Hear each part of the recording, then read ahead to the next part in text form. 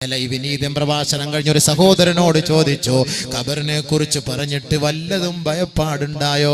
ഓ, എന്ത് പേടി, വേറെ ജോലിയൊന്നുമില്ല, എന്ത് പേടി എന്ന് ചോദിച്ചു.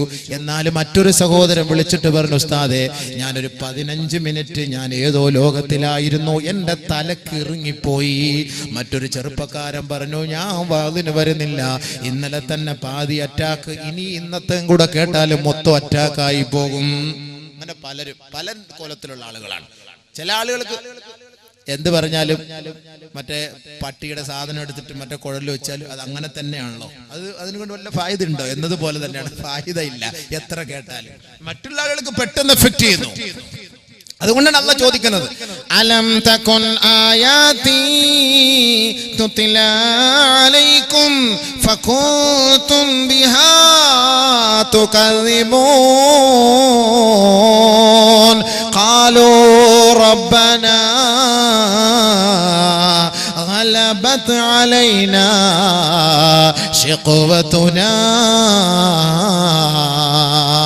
وكنا قوم الضالين ربنا أخرجنا منها فإن عدنا فإنا ظالمون. ഞങ്ങൾക്കൊരു ചാൻസ് കൂടി, ഒരു അവസരം കൂടി നൽകണേ റബ്ബേ. ഞങ്ങൾ ഇനി നിന്റെ വിധിവിലക്കുകളെ മാനിച്ചു കൊള്ളാം, നിന്റെ കൽപ്പനകളെ സ്വീകരിച്ചു കൊള്ളാം. ഒരിക്കൽ കൂടി ഒരു അവസരം നൽകണേ അല്ലാ എന്ന അഹങ്കാരികൾ ഖബറിൽ വെച്ച് നിലവിളിക്കുമെന്ന് ഹബീബായ തങ്ങൾ വിളിച്ചു പറയുകയാ.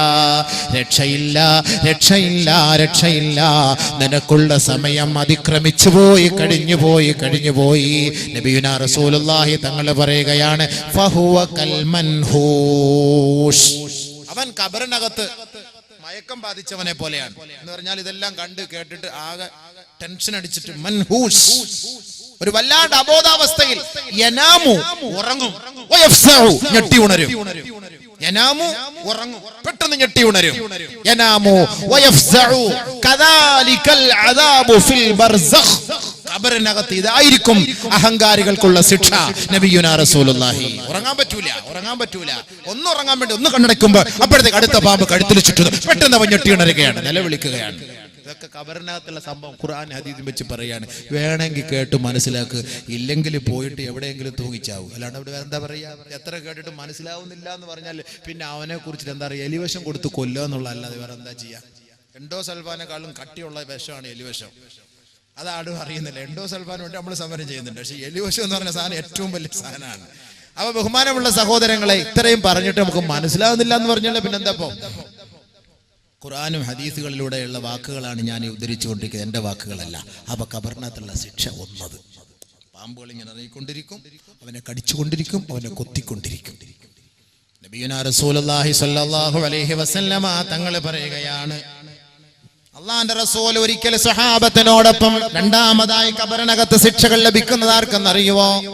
നബിയുനാ റസൂലുള്ളാഹി തങ്ങൾ ഖബറിന്റെ ഓരത്തുകൂടെ നടന്നു പോവുകയാണ്, ബഖീഉൽ ഖർഖദിലൂടെ നടന്നു പോവുകയാണ്.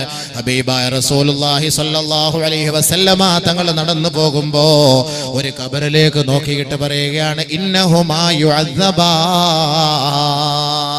ആ രണ്ട് ഖബറിലെ ശിക്ഷകൾ നടന്നുകൊണ്ടിരിക്കുകയാണല്ലോ, ആ രണ്ട് ഖബറിലെ ശിക്ഷകൾ നടന്നുകൊണ്ടിരിക്കുകയാണല്ലോ. വമാ യുഅദ്ദബാനി ഫീ കബീർ. നിങ്ങൾ ധരിക്കുന്നുണ്ടോ സഹാബത്തെ, വൻ പാപത്തിന്റെ പേരിലാണ് ആ ഖബറിനകത്ത് ശിക്ഷകൾ ലഭിക്കുന്നതെന്ന് നിങ്ങൾ ധരിക്കുന്നുണ്ടോ? അല്ലാഹുവിന്റെ റസൂൽ സഹാബത്തിനോട് ചോദിക്കുകയാ.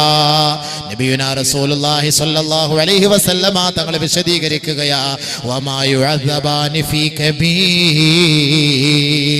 വലിയ പാപത്തിന്റെ പേരിലല്ല ആ ഖബറിനകത്ത് അവർ ശിക്ഷ ലഭിച്ചുകൊണ്ടിരിക്കുന്നത്. ഇന്നഹുമാ യുഅദ്ദബാൻ, ആ ഖബറിനകത്ത് രണ്ടുപേരെയും ശിക്ഷിച്ചു കൊണ്ടിരിക്കുകയാണ്. വമാ യുഅദ്ദബാനി ഫീ കബീർ, അവർ വലിയ തെറ്റുകളൊന്നും ചെയ്തിട്ടില്ല. ബഹുമാനപ്പെട്ട സഹാബാക്കൾ നബി തങ്ങളോട് ചോദിക്കുകയാണ്, നബിയേ, എന്തിന്റെ പേരിലാണ് അവരെ ആ ഖബറിനകത്ത് ശിക്ഷിക്കപ്പെട്ടുകൊണ്ടിരിക്കുന്നത് ഹബീബേ? അള്ളാന്റെ റസൂൽ സല്ലല്ലാഹു അലൈഹി വസല്ലമ തങ്ങൾ ആ ഖബറിനകത്ത് ശിക്ഷ അനുഭവിച്ചു കൊണ്ടിരിക്കുന്ന സഹോദരങ്ങൾക്ക് ആത്മാവിന്റെ ശാന്തിക്ക് വേണ്ടി നബിയുനാ റസൂലുള്ളാഹി തങ്ങൾ ثم اخذ جريدة رطبة فشقها نصفين ثم غرز في كل قبر واحدا ഉടനെ ഒരു ഈന്തപ്പന മടലെടുത്ത് ഒടിച്ച് ആ രണ്ട് ഖബറിലും കുത്തി നാട്ടി വെക്കുകയാണ്. ഒരു പച്ച ഈന്തപ്പന മടലായിരുന്നു, അത് ഒടിച്ച് ആ രണ്ട് ഖബറിന്റെ തലഭാഗത്തും കുത്തിവെക്കുകയാണ്. ഇന്ന് നാം ഖബറടക്കിയിട്ട് കുത്തിവെക്കുമ്പോ അതൊരു ആചാരമല്ല, അനുഷ്ഠാനമല്ല. എന്തിനെന്നറിയുവോ? ആ ഖബറിന്റെ മുകളിൽ കുത്തിവെക്കുന്ന ചെടി അത് ഉണങ്ങാത്ത കാലത്തോളം, ഉണങ്ങാത്ത സമയത്തോളം ആ ഖബറാളികൾക്ക് വേണ്ടി മഗ്ഫിറത്തിന് വേണ്ടി യാചിക്കുമത്രേ. തസ്ബീഹ് ചൊല്ലിക്കൊണ്ടിരിക്കും. ആ മഗ്ഫിറത്തിന് വേണ്ടി ഖബറാളികൾക്ക് വേണ്ടി ദുആ ചെയ്തുകൊണ്ടിരിക്കുമത്രേ. നമുക്കിപ്പോ എവിടാ സമയം? നമുക്കിപ്പോ എവിടാ? നമ്മുടെ വാപ്പ മരിച്ചു, ഉമ്മ മരിച്ചു, നമ്മൾ 24 മണിക്കൂർ ഖബറിനടുത്ത് പോയിരിക്കുക. നമ്മുടെയൊക്കെ വാപ്പായോടും ഉമ്മയോടുള്ള ഉത്തരവാദിത്തം അത്രയേ ഉള്ളൂ. നമുക്കൊക്കെ നമ്മുടെ വാപ്പയോടും ഉമ്മയോടുള്ള ഉത്തരവാദിത്തം അത്രയേ ഉള്ളൂ. ബഹുമാനമുള്ള സഹോദരങ്ങളെ, ഖബറാളികൾ ഖബറിനകത്ത് വെച്ച് ശിക്ഷകൾ അനുഭവിക്കുന്ന വേളയിൽ ആ ഖബറിനകത്ത് വെച്ച് ആരൊരാള് ബുദ്ധിമുട്ടിക്കപ്പെടുന്നുവോ ആർക്കറിയാം? നമ്മൾ ആ ഖബറിന്റെ പരിസരത്തുകൂടെ ഹൈദറോസ് ജമാഅത്തിന്റെ ഓരത്തുകൂടെ നടന്നു പോകുമ്പോ എന്റെ ഉപ്പാന്റെ ഖബറാണിത്, എന്റെ ഭാര്യയുടെ ഖബറാണിത്, എന്റെ ഉമ്മാന്റെ ഖബറാണിത്, എന്റെ ഭർത്താവിന്റെ ഖബറാണിത് എന്ന് ധരിച്ചിട്ട് ആ ഖബറിൽ എന്തായിരിക്കും അവസ്ഥ എന്നോർത്തിട്ട് സ്വൽപ്പ സമയം അവിടെ നിന്നിട്ട് ഒന്ന് ദുആ ഇറക്കാൻ നമ്മൾ തയ്യാറാവുമോ? അതിനവിടെ സമയം. നമ്മൾ പോകുന്നു, പോയിട്ട് എൻ്റെ പാടെ തിരിച്ചു പോകുന്നു, വാപ്പായടക്കി. പിന്നെ വല്ലപ്പോഴും ഒക്കെ ആഴ്ചയിൽ വെള്ളിയാഴ്ച ആ ജുമായ്ക്കൊന്ന് പോയിട്ട് ആ ഖബറെടുക്കൽ പോയി ഒന്ന് ദ്വാരക്കും. അത് ടൈമില്ലാത്ത ടൈമിൽ ഓടി വന്നിട്ട് 2 മിനിറ്റ് കൊണ്ടൊരു ദുആ. എന്ത് ദുആ? സൂപ്പർ ഫാസ്റ്റ് ദുആ. 2 മിനിറ്റ്. അങ്ങനെ ഒന്നും ഉപ്പാന്റെ അടുക്കലൊന്നും ദ്വാരന്നിട്ട് കാര്യമില്ല സഹോദര. ആത്മാർത്ഥമായിട്ട് പൊട്ടിക്കരഞ്ഞിട്ട് നിന്റെ കണ്ണുനീരാ ഖബറിൽ വീഴണം. ആ ഉപ്പാക്ക് സന്തോഷം ഉണ്ടാകണം, ആ ഉമ്മാക്ക് സന്തോഷം ഉണ്ടാകണം, ആ ഖബറാളികൾക്ക് സന്തോഷം ഉണ്ടാകണം. നബിയുനാ റസൂലുള്ളാഹി തങ്ങൾ പറയുകയാണ്, ഒരു ഖബറിനകത്ത് കിടക്കുന്ന സഹോദരൻ ദുഃഖിച്ചു കൊണ്ടിരിക്കുകയാണ്. ആരാണ് എനിക്ക് വേണ്ടി പ്രാർത്ഥിക്കുക? ആരാണ് എനിക്ക് വേണ്ടി സഹായം നൽകുക? ആരാണ് എന്നെ സഹായിക്കുക എന്ന് ഓർത്ത് ദുഃഖിച്ചു കൊണ്ടിരിക്കുകയാണ്. ശിക്ഷകൾ സഹിക്കവയ്യാതെ വല്ലാണ്ട് വിഷമിച്ച് പ്രയാസപ്പെട്ടുകൊണ്ടിരിക്കുമ്പോഴായിരിക്കും ഒരു സത്യവിശ്വാസി ആ ഖബറിന്റെ ഓരത്ത് പോയിട്ട് ദുആ ചെയ്യുന്നത്. ആ ദുആയുടെ ഫലമായി അവനെ ഖബറിൽ നിന്ന് അല്ലാഹു രക്ഷപ്പെടുത്തുമെന്ന് കമാ ഖാല റസൂലുള്ളാഹി. മനസ്സിലായോ? ഖബറിനകത്തുള്ള ശിക്ഷയിൽ നിന്ന് അല്ലാഹു അവനെ രക്ഷപ്പെടുത്തും. ആ സമയത്ത് നമ്മൾ അവിടെ ദുആ ഇറക്കുമ്പോൾ അല്ലാഹു കാരുണ്യവാനാണ്. ആരെങ്കിലും ദുആ ഇറക്കാൻ വേണം, ആരെങ്കിലൊക്കെ ദുആ ഇറക്കാൻ വേണം. നബിയുനാ റസൂലുള്ളാഹി സ്വല്ലല്ലാഹു അലൈഹി വസല്ലമ തങ്ങൾ ഈന്തപ്പന മടൽ ഒടിച്ചു കുത്തിവെക്കുകയാണ്. നമ്മുടെയൊക്കെ നാട്ടിൽ കുത്തിവെച്ചിട്ട് അത് ഉണങ്ങിപ്പോയാൽ പിന്നെ രണ്ടാമത് ആരെങ്കിലും ഒക്കെ പോയി ചെടി നട്ടുവെക്കാറുണ്ടോ? എവിടെ നട്ടുവെക്കാറുണ്ട്? തന്നെത്താനെയൊക്കെ ഇങ്ങനെ അങ്ങോട്ട്. അതുകൊണ്ട് ഈ ഖബറിന്റെ മുകളിലുള്ള ഈ ചെടികളും ഇതും ഒന്നും പുല്ല് ഇതൊന്നും പറിച്ചു കളയരുതെന്ന് പറയുന്നതാണ്, തസ്ബീഹ് ചൊല്ലാൻ വേണ്ടിയിട്ട്. വലിയ കാടുകളൊക്കെ കയറുകയാണെങ്കിൽ ജനങ്ങൾക്കൊരു ലററ് ബുദ്ധിമുട്ടുണ്ടാകുന്ന ഓർത്ത് നമ്മളിത് കട്ട് ചെയ്ത് വിടണം. പക്ഷെ എങ്കിലും അത് പരിപൂർണമായിട്ട് ഒഴിവാക്കരുതെന്നൊക്കെ അഭിപ്രായങ്ങളുണ്ട്. എന്തിനാണ്? തസ്ബീഹ് ചൊല്ലിക്കൊണ്ടേയിരിക്കുകയാണ്. നമ്മളിപ്പോൾ എന്താ ഇപ്പം ചെയ്യുക? നമ്മളിപ്പോൾ എന്ത് ചെയ്യും? കൂടിപ്പോയ എന്തെങ്കിലുമൊക്കെ 10,000 റുപ്യ വാപ്പാക്ക് വേണ്ടി. ഈ വിനീത എത്രയോ സ്ഥലത്ത് ദുആ ഇറക്കാൻ പോയിട്ടുണ്ട് ഈ പ്രഭാഷണങ്ങളിലൂടെ. ഈ പ്രഭാഷണങ്ങൾ മരിച്ചുപോയ ഉപ്പാക്ക് വേണ്ടി 101 രൂപ, ഉമ്മാക്ക് വേണ്ടി 51 രൂപ, ഭർത്താവിന് വേണ്ടി 75 രൂപ, ഭാര്യയ്ക്ക് വേണ്ടി 35 രൂപ. നമ്മളെ ഉപ്പാക്കും ഉമ്മാക്കും ഭാര്യയ്ക്കും ഭർത്താവിനും കൊടുക്കുന്ന വിലയാണ് ഖബറിനകത്ത്. 101 രൂപ, 51 രൂപ, 15 രൂപ. ഈ അടുത്ത സമയത്ത് ഞാൻ അടുത്ത് പ്രസംഗിക്കാൻ പോയിട്ട് 10 രൂപ വായിക്കുന്നു. ആ ലിസ്റ്റ് മുഴുവനും വായിച്ചപ്പോൾ ഞാൻ കണക്ക് കൂട്ടിയിട്ട് നോക്കിയപ്പോൾ ഏകദേശം ഒരു 750 റുപ്യ ഒരേ ലിസ്റ്റ്. ഞാൻ പറഞ്ഞു, നിങ്ങൾക്ക് ഞാൻ 2,000 റുപ്യ, നിങ്ങൾ എന്തിനാ ഈ 10 രൂപയുടെ 20 രൂപയുടെ 35 രൂപയുടെ കണക്ക് വായിക്കുന്നത്? നാണമില്ല മനുഷ്യന്മാർക്ക്, നാണമില്ല മനുഷ്യന്മാർക്ക്. മരിച്ചുപോയവർ കൊണ്ട് കൊടുക്കുകയാണ് 10 റുപ്യ, 25 റുപ്യ, 30 റുപ്യ. മരിച്ചുപോയവർ കൊണ്ട് കൊടുക്കുകയാണ് ഉപ്പാക്ക് വേണ്ടി. ഉപ്പ കഷ്ടപ്പെട്ട് 50 ലക്ഷം റുപ്യ കൊടുത്തിട്ട് ഇവന് വലിയ കോളേജിൽ ഭയങ്കര ഉന്നതമായ വിദ്യാഭ്യാസത്തിന് വേണ്ടിയിട്ട് അഡ്മിഷൻ വാങ്ങിക്കൊടുത്തു. 50 ലക്ഷം റുപ്യ. എന്നിട്ട് ഇവന് വാപ്പാ കൊടുക്കണ എത്ര റുപ്യ? 30 റുപ്യ. വേറെ സാധാ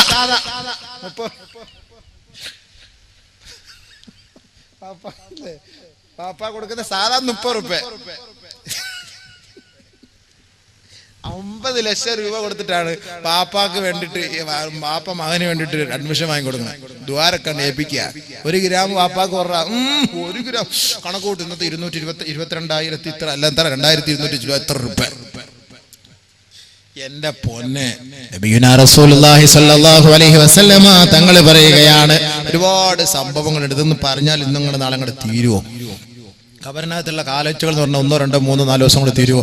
ഓരോരോ സംഭവങ്ങൾ വരുമ്പോൾ അടുത്ത വിഷയത്തിലേക്ക് കയറി പോവില്ലേ? ഹബീബായ റസൂലുള്ളാഹി തങ്ങൾ പറയണം, മൻസാറ ഖബറ അബവൈഹി ഫീ കുല്ലി ജുമുഅ, ഓരോ വെള്ളിയാഴ്ച രാവുകളിലോ അതിന്റെ പകലുകളിലോ ആരെങ്കിലും തന്റെ ഉപ്പാന്റെ ഉമ്മാന്റെ ഖബറിനെ സിയാറത്ത് ചെയ്താൽ കുതിബ ലഹു ബർറാ, അവർക്ക് നന്മ രേഖപ്പെടുത്തപ്പെടുമെന്ന് നബിയുനാ റസൂലുള്ളാഹി. വ്യാഴാഴ്ച രാവ്, വെള്ളിയാഴ്ച രാവ്. മറ്റൊരു റിവായത്തിൽ കാണാം, ഇന്ന അർവാഹൽ മുഅ്മിനീന യൻസിലു ഫീ സമാഇ ദുനിയാ വതഖിഫു ബിഹിദായി ബുയൂതിഹാ. ഈ പള്ളത്തെ ജമാഅത്തിലെ ഏതൊരു വീട്ടിൽ നിന്നാണോ ഏതൊരു മനുഷ്യൻ മരിച്ചു പോയത്, ആ പെണ്ണാകട്ടെ ആണാകട്ടെ, ആ മയ്യത്തിന് വേണ്ടി നിങ്ങൾ ആത്മാവിന്റെ രക്ഷയ്ക്ക് വേണ്ടി ഒന്നും ചെയ്തില്ല എങ്കിൽ ഭൗമാന്തരീക്ഷത്തിലേക്ക് ആത്മാവ് ഇറങ്ങി വരുമത്രേ. ഫീ കുല്ലി ലൈലത്തിൻ, ഓരോ രാവുകളിലും ആത്മാവ് ഇറങ്ങി വന്നുകൊണ്ട് വതഖിഫു ബിഹിദായി ബുയൂതിഹാ, ഏതൊരു വീട്ടിൽ നിന്നാണോ ആ സഹോദരൻ മരിച്ചു പോയത്, ആ സഹോദരി മരിച്ചു പോയത്, ആ വീടിന്റെ മുകളിൽ സമുച്ചയത്തിൽ ആത്മാവ് നിൽക്കുമത്രേ. വാപ്പ മരിച്ചുപോയി, ഉമ്മ മരിച്ചുപോയി, വീട്ടിൽ നിന്ന് ഒന്നും ചെയ്യുന്നില്ല വാപ്പാക്കും ഉമ്മാക്കും വേണ്ടി. ഇവിടെ TV 2-3 ദിവസം TV ബന്ദ്. കാരണം എന്താ? 3-ാം പാത്തിയ കാനോത്ത് കഴിയുന്നില്ല. എന്താ എന്താ എന്താ കണ്ണോക്ക ഇവിടെ പറയുന്ന 3-ാം പാത്തിയ കണ്ണോക്ക്. വീട്ടിൽ കൂസലില്ലാതെ അശ്രദ്ധയോടെ മരിച്ചുപോയവർക്ക് വേണ്ടി ഒരു ദുആ പോലും ചെയ്യാതെ, സദഖ പോലും ചെയ്യാതെ നിന്റെ ഉപ്പാന്റെ ഉമ്മാന്റെ ഖബറിനെ നീ മറന്നുപോയാൽ ആ ആത്മാവ് ശാന്തിക്ക് വേണ്ടി നിന്റെ വീടിന്റെ സമുച്ചയത്തിൽ ഇറങ്ങി വരുമത്രേ. വതഖിഫു ബിഹിദായി ബുയൂതിഹാ, ആ വീടിന്റെ സമുച്ചയത്തിൽ വന്ന് നിന്നുകൊണ്ട് ഖാൽ വിളിച്ചു പറയും. എന്താ വിളിച്ചു പറയാ? യാ അഹ്ലി വയാ ഖാരിബി വയാ ഔലാദി വയാ മൻ സകനു ബുയൂതനാ വയാ മൻ ലബിസു സിയാബനാ ഹൽ മിൻകും മിൻ അഹദിൻ യദ്കുറുനാ വയതഫക്കറുനാ